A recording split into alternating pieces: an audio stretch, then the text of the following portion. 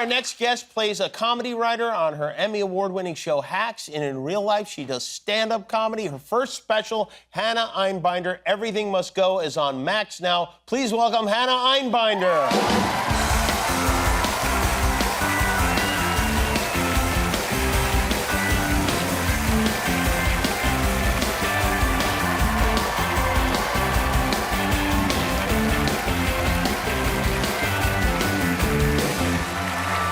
I like this dress that you're wearing. It's impressive. Thank you. Yeah, how you doing? I appreciate that. I'm doing well. Great. It's great to have you here. And congratulations on your special. That's a big deal, right? Thank you. I mean, that's like have an HBO comedy special is like, you know, one of those things that every comedian dreams of having. It is. It is the only dream I have ever had besides the one where I am in the blender section of a Ross Dress for Less, and I'm calling out for someone who looks like my mom from the back, but then she turns around and she's Alien from Alien vs. Predator, and then a hole in the floor opens up and I'm sucked into the pits of hell. But besides that dream, I've been dreaming about this. This is a much better dream.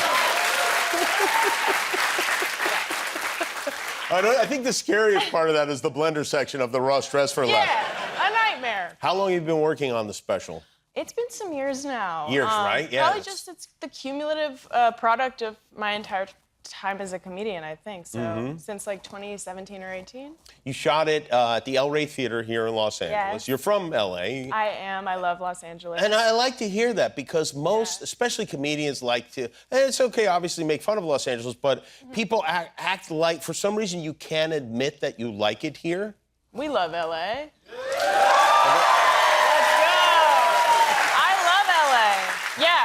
I love traffic. If they made, it's like the only time I get alone, solitude, throw on a pod, vibe.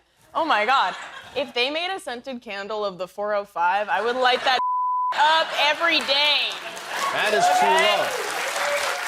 That is real love for your city. Have you ever lived anywhere else? Yes. Where did you live? I spent some time in Orange County. It's far for me, okay? It's about 50 minutes outside of Los Angeles. I went to college there, so. I see. Yeah, it's like 25 miles and like 4 hours from Los Angeles. And like 60 years in the past. Yeah, there's a lot of that going on too. Yeah, it's like you wouldn't even think you were in California a lot of ways. Totally. Yeah, and you went to college there. You came back to Los Angeles. Yes. You're even driving in the opening of your special, which is another. I mean, it's a thing we do a lot here. That's right. I wanted the opening of the special to feel like a love letter to Los Angeles. I wanted to shoot it here, and I wanted there to be like sort of a montage of various spots around the city. When we were shooting it, actually, funny story that just occurred to me right now, is that basically when we were shooting it, we did 2 takes of this one shot where I drive past these really beautifully lit palm trees. And we did 1 take, and then on the 2nd take, my director, Sandy Honig, asked me to drive faster.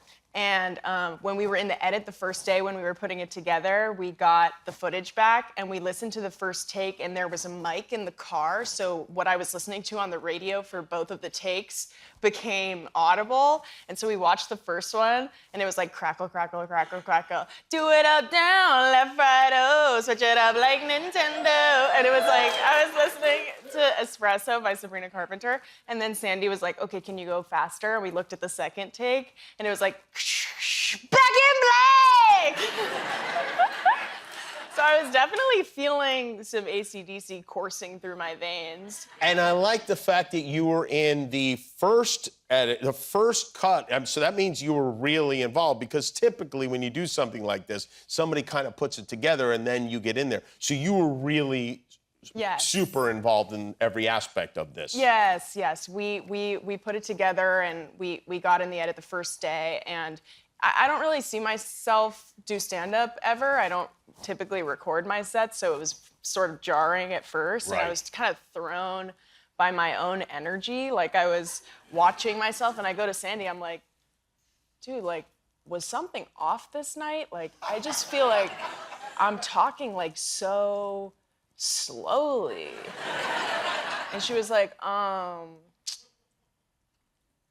I hate to break it to you, Queen, that's what you sound like.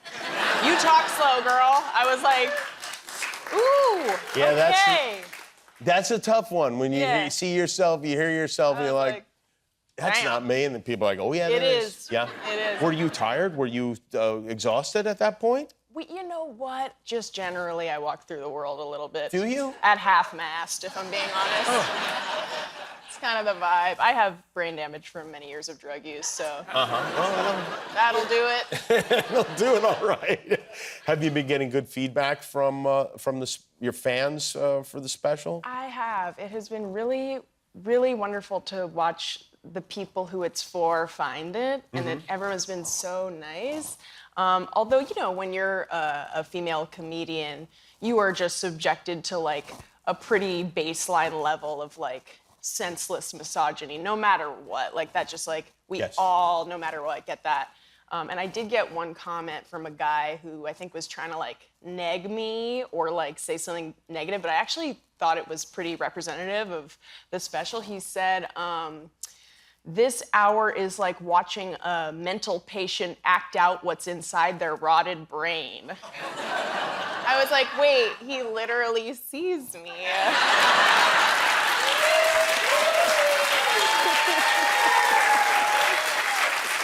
So, Last month, Hacks got renewed for a 4th season. Congratulations on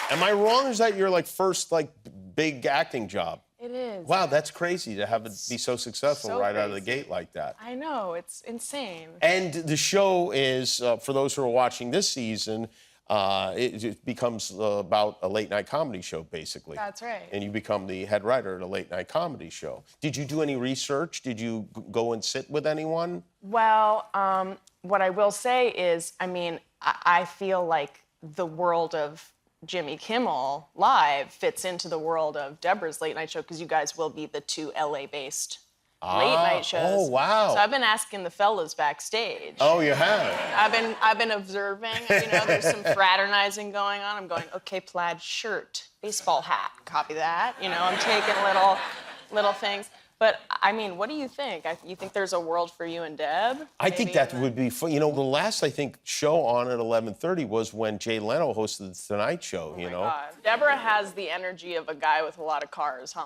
Yeah. She got that garage on her. You know Yes. With a hangar full of cars. Yeah. Yeah, maybe we could have some kind of a feud. What I mean? Can you imagine, like, okay, this is my pitch. You and Deborah are competing for the 11 p.m. spot, and you have to mud wrestle for it. Now, the 11 p.m. spot would... Is that ideal? What's the best spot? Well, 11:30 is the best spot. 11:30. Yeah. And we're Okay. both on at 11:30, but theoretically, you'd be competing for guests, which we could most certainly mud wrestle for. Okay. Yeah, I mean, just I like sexually, this. I'd be into that. Yeah. And I'll say this, don't count Miss Deborah Vance out, because it's not about strength, it's Oh, about no. strategy. She's definitely going to be the favorite going in. Yeah, 100. But the way I see it, everybody wins. That's right. Me most of all watching. That's right. Well, it's great to have you here. Congratulations on everything. This special is called Hannah Einbinder. Everything Must Go. Hacks is her TV show. All of it is on Max right now. Hannah Einbinder, everybody. We'll be back with Wallows.